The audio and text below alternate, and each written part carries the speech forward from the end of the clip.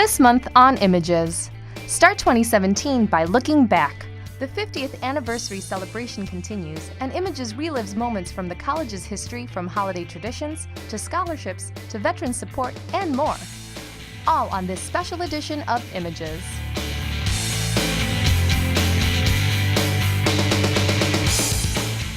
Happy New Year from Images. Welcome to the first edition of what promises to be another exciting year at COD. I'm Rio Almaria, admissions representative at College of DuPage. It's hard to believe it's another new year already, but with all that happens at College of DuPage year-round, it's easy to see how time flies. The holidays may be officially behind us, but the festive spirit and good cheer lingers well into the new year. In this installment of 50 Stories, see how wishing happy holidays to the entire College of DuPage community was a labor of love for the Culinary Arts Department.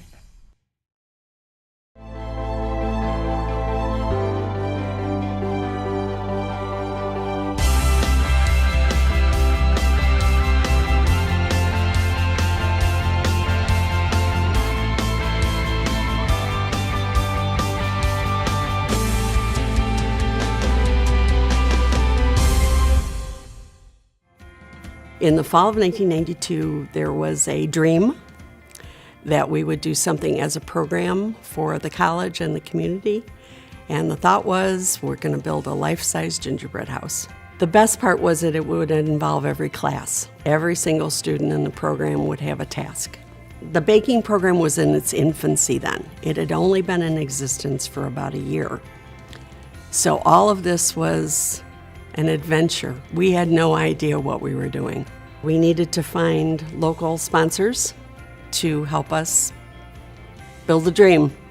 So semi-trailer tractors full of raw material began to arrive at the warehouse. And for instance, it was thousands of pounds of flour. It was thousands of flats of eggs. It was a semi-tractor trailer full of candy from Ferrara Pan in Chicago, but every single piece was wrapped. So every single piece of candy had to be unwrapped. So we built the bricks and stacked them by the hundreds everywhere we could. Every spare closet that we could find in the building had gingerbread bricks in it. So for weeks, the building smelled like gingerbread. And then once the bricks were made, we were ready to build the house. And they started screwing the bricks, cladding this house with gingerbread. Then it was time to make the icing. So we had hundreds of pounds of confectioner sugar being made into icing on the ground floor in the kitchen, being run in 5-gallon buckets with trowels up to the second floor to clad the house with icing. Then the candy. Then we needed a Santa chair. Of course we did. So we called the Art Center, and they found us a wonderful Santa chair. The folks from horticulture came over and they said, you need grass and you need poinsettias. We can do that. Let us help you. Our cake and confectionery decorating instructor said, you need windows. I will make you stained glass windows out of gel. Then we had a little Christmas tree. One of the other students brought in her kids' table and chairs for inside the house. Then the arts people said, you need music. So it became this campus-wide, absolutely insane project. And everybody protected the house. There was no problem with any kind of nonsense with the house because everybody owned a piece of it.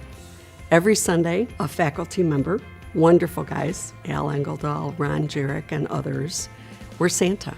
And the neighborhood heard about it, and they started coming in droves. The first Sunday, we might have had a couple of hundred people. The second Sunday, they were lined up down the stairs. The third Sunday, they circled the building. And the next week, the schools heard about it, and they sent buses of children during the week to see the special house. Great fun, lots of work, many people. It was a gas. And the next September, we did it again. We did it for 4 years. We made the trip a couple times. We had Ronald McDonald as a guest star. We had 4 years of students and generations of families.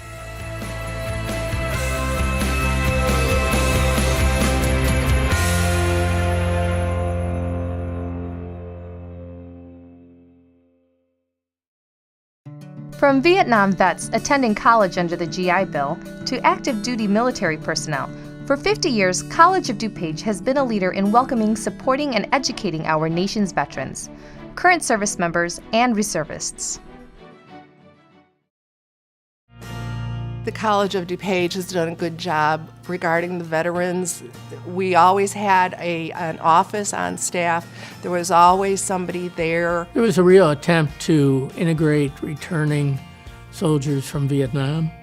Back in the 70s, there was a program, more occupational, where people, veterans and other people displaced by the changing economy, could get a stipend as long as they were going to class, doing satisfactory work, internships. There was a real attempt to help people gain new skills, give them some monetary support at the time. It was always important that the students were made aware of what the GI Bill was, how they could go back into school and things like that. Veterans are offered, even still, the opportunity to get free tuition at Illinois schools. So they are able to come here and make use of that. And we're using the free tuition along with veterans benefits that they're getting from their service years. You know, they can move along with their education. So the college had a very high priority in dealing with veterans. As we have continued to move forward in our country, we have now more and more people involved in service, and they are continuing to grow in numbers at the college. So in more recent years, the college has once again put forward a veterans office. We have a veterans lounge. We have a vets club. On Veterans Day, they do have readings so that people can come in during a time frame around lunchtime and read things that are related to veterans. And for anyone who has been there, it just tugs at your heartstrings. And this means a lot to me because my son is serving as a Marine and joined when he was 17. He's now 25 and has been deployed 3 times. And I worry about him all the time. And I think what the college can do for veterans is so important because a lot of people in this area are not as sensitized to the issues of veterans and those who are presently serving. Even in the Human Service Program, there is now a counseling program for veterans because people, not to handle necessarily our students, but to train people to go out into the work world with skills in dealing with veterans because there are so many issues as they transition their lives, or PTSD, or other kinds of things. And as I remember, we were the first in the country to have that kind of sensitivity for veterans and become involved. It was always well known that the veterans had a friend here at COD.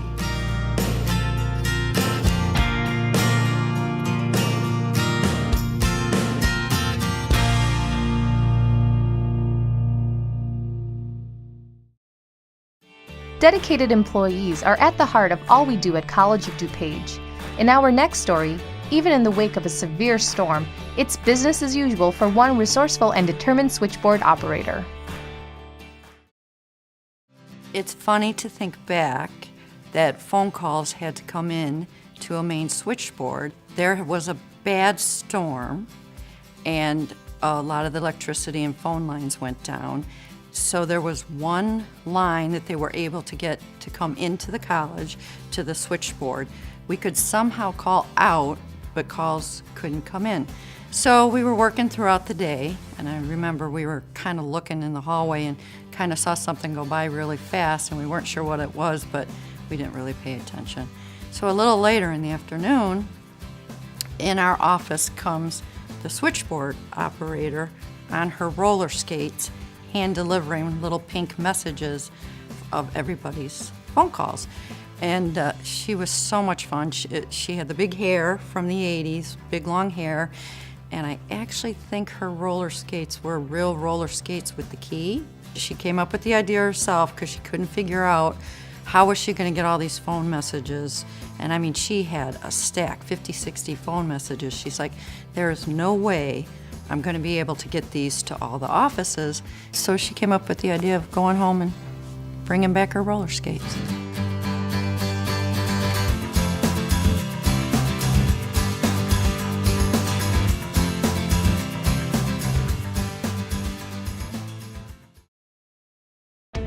Philosophy about childhood education, emphasizing learning through exploration and free play, becomes the foundation of one of the college's many highly successful programs. I came to the college shortly after the college opened in Glen Ellen, and I was responding to an ad of some kind somewhere for someone to teach an early childhood program, creative arts, which is the biggest joke in the world because I have no talent in that area, but I did know how to teach the class because I have this belief that children learn best through play, through their own investigation. Turned out not only did I get the job to teach the course, but I was asked to coordinate the program of early childhood. They were starting a full-fledged occupational program, and it was a wonderful and exciting experience because it was a field that was very important to me. As a vocational program, we needed and were entitled to have a lab. So I went about for a couple of years trying to establish a lab of some kind would be a early childhood program. And we finally did, and we had one room. It had no water. Now remember, these are 3 and 4-year-olds we're talking about. We had no water and no bathroom. It was staffed with fully qualified teachers, but it was used by students as a lab, as an observation, and as an internship place. We had tremendous support from the administration. I just have always been grateful to them. Because it sort of seems to me the whole thing set my life pattern from then on. It was something I had never imagined that I would be doing. I had years ago said there were 2 things I couldn't do. One was teach and the other was sell. And I spent the last half of my life doing both. And whether I did it well or not, I don't know, but I certainly did attempt it. Much has come out of the teaching at the College of DuPage. In fact, many of our graduates have gone on and gotten advanced degrees in other institutions and then gone on to be founders or directors of early childhood centers. Daycare centers, half-day programs, it's represented all over the county, I'm proud to say. Very nice to be honored. What I really hope is that the fact that my name is carried with it in some way, that so will my insistence on the importance of children's involvement in play. It's a word that people don't understand, but it is children's own investigation of the world around them, aided by parents, teachers, any adults that are around who are there not to instruct, but to aid. And given that result, I'm very proud to have my name attached to it.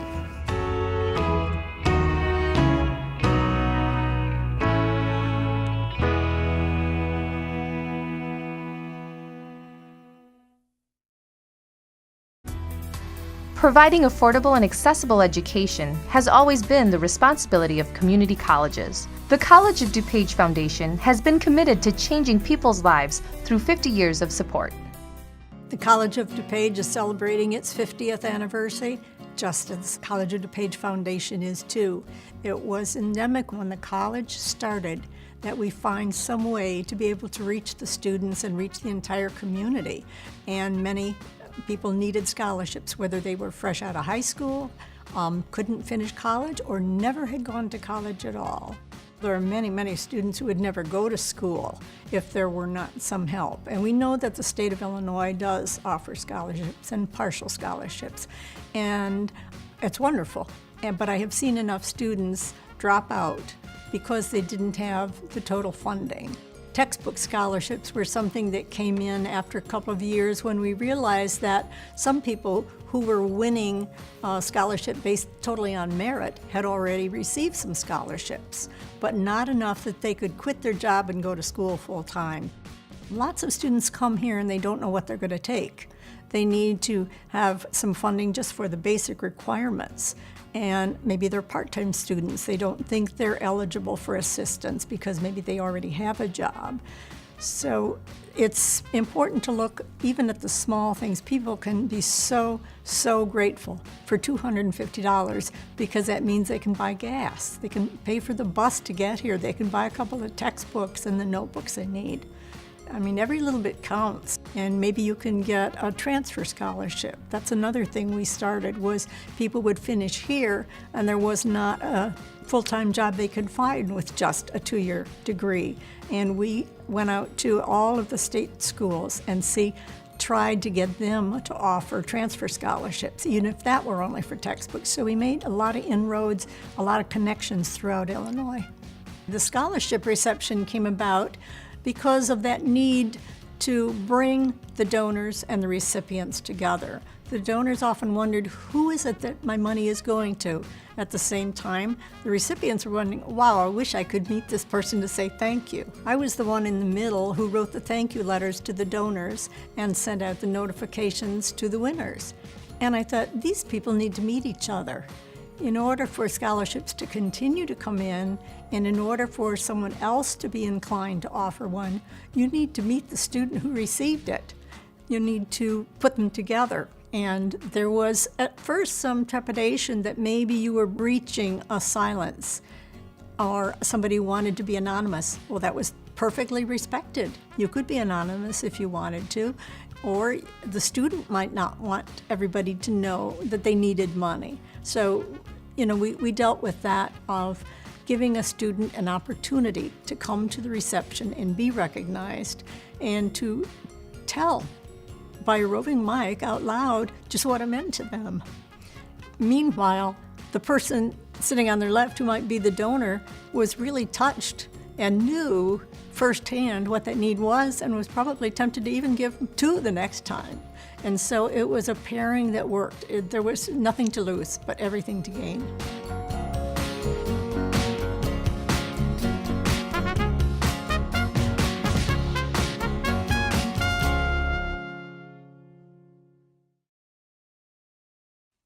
Sometimes the value of an education surfaces unexpectedly, as you'll see in this next story.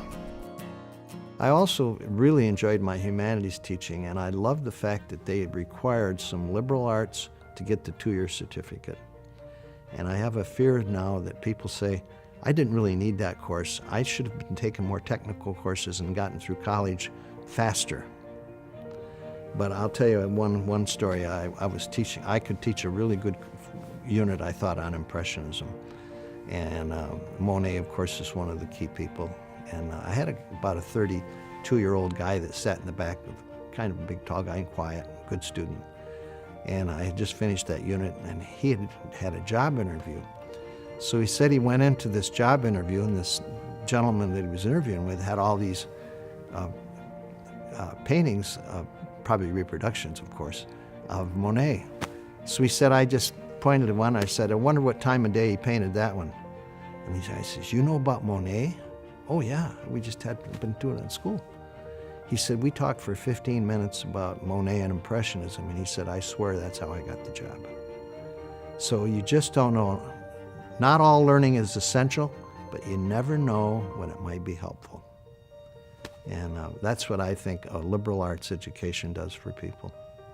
It makes them a broader citizen of the world.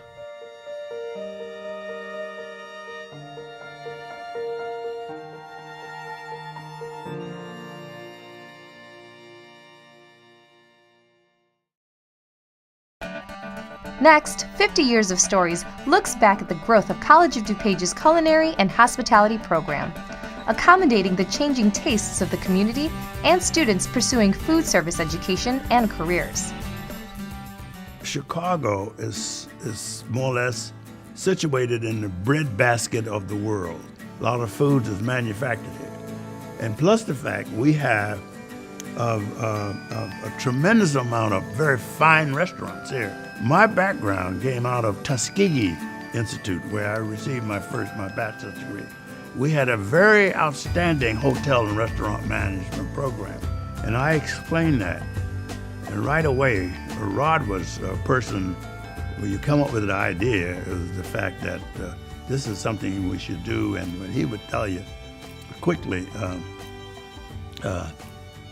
do it, get it done, bring it in, let's go. Monty Schomburg, Dean of, get with Ernie, let's work to program. We'll have a program in culinary arts. We started out in a converted biology laboratory, and we had one domestic stove, one 4-burner domestic stove, in a sink. And so we worked very hard to try and improve the facilities year after year, selling lunches and selling dinners and selling whatever we could to raise funds to bring more money into the department so we could buy more equipment. So it was a great day when we were able to raise enough money to buy our first commercial stove. The cooking equipment was quite primitive. Some of it was from research kitchens and craft food service, and we'd made quantum leaps after about 5 or 6 years, and were able to outfit the kitchen faster and better. And then we evolved into the next facility, which was in the Student Resource Center. We were really becoming world class. We were investigating cuisines from other countries. We were looking at national hotel chains. And the program was adopting that excitement of the era. And we were beginning to grow, and we grew exponentially. And we went from food service being perceived as a task-based, blue-collar environment to being white hats and chef's coats and showcasing. Food service had been very male-dominated in the restaurant business and very female-dominated at the school food service environment. But in the late 80s, all that changed. The American public became more sophisticated. They wanted to eat out more often. Before, dining out was a special event. In the 80s and 90s, dining out became commonplace because women had entered the workforce. So the changes at the college reflected that, because we are a community college. We can change on a dime. We see trends and react to them, as opposed to waiting for the trends to be entrenched. So all of that changed, and it was very exciting because we grew exponentially. So we went from having a single kitchen with a single 6-burner range to suddenly we had the SRC kitchen. And then 2 years after that, we put the bake shop into that same kitchen. Then it became necessary for the bake shop to have its own space.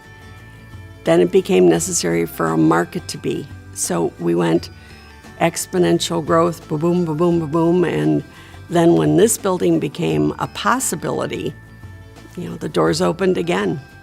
Now when I come on campus and see the facilities, I'm flabbergasted. It's wonderful that students have an opportunity to work on such phenomenal equipment in beautiful facilities and have an outlet so that they can produce food and product to serve to the guests and have a real-life restaurant experience.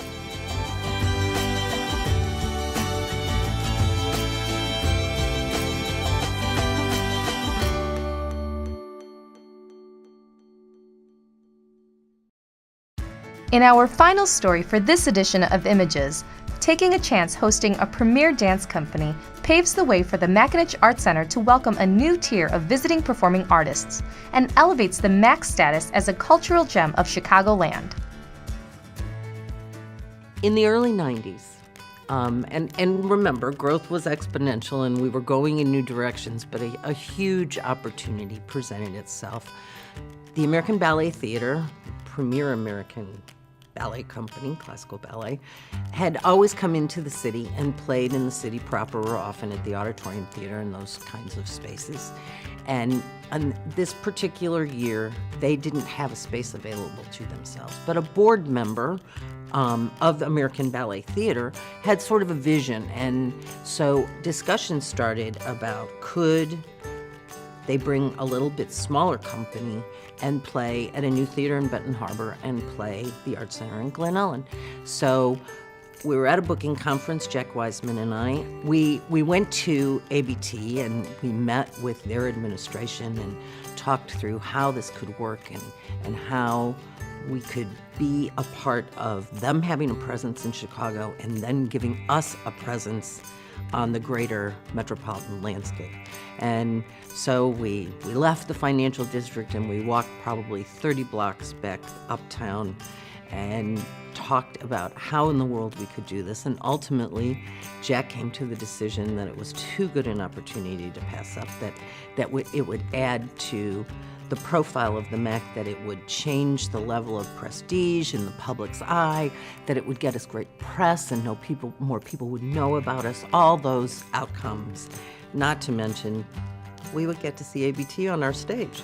So he went to then President Mike Murphy and said to Mike, we've been faced with an opportunity and I'm thinking seriously about doing this. And Jack, in his inimitable fashion, went on about the benefits, and finally President Murphy said, well, Jack, can we make any money? And Jack said, no, we'll probably lose about $10,000, which in those days was big money to lose for us. And then he said, but it'll be the best $10,000 we ever lost. And it happened. It went on. ABT played our stage. It opened the door to a lot of other amazing artists.